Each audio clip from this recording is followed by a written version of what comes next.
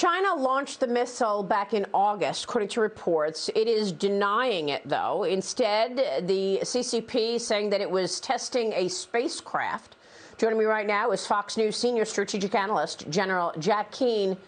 General, we've talked about this in terms of the capability of the CCP for some time now, and you were the first on this program to take note of the strengthening of China's Navy in particular, the fact that it is actually bigger than the United States is. What are your thoughts on this hypersonic missile launched?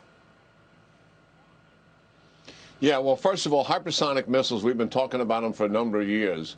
China has operationalized conventional hypersonic missiles that are capable of taking down our maritime fleet in the Pacific and literally all of our bases, and we don't really have adequate defenses against the missiles because of the very nature of those missiles that come into the zone from space, and they're flying at 5 times the speed of sound, and they have complete maneuverability to avoid a missile hitting it.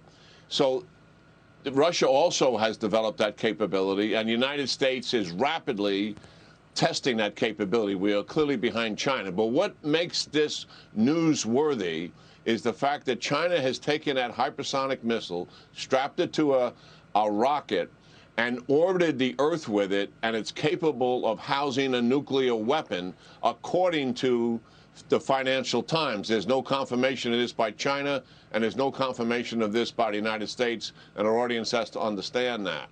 But if true, that has changed the nature then of nuclear proliferation in the world writ large. The United States and the Soviet Union agreed during the Cold War not to nuclearize space. In other words, not to have satellites or space stations with nuclear weapons. That was an agreement we entered into. China appears to be opening up a new chapter to weaponize space and to nuclearize it. Now, listen, so our audience understands, while that would give China an advantage, it doesn't mean China would use those weapons against the United States. Certainly, they would know full well that if they did, the United States would destroy China. That has always been the issue with an exchange of nuclear weapons, certainly, and that is what has kept us from ever using these very lethal weapons against one another.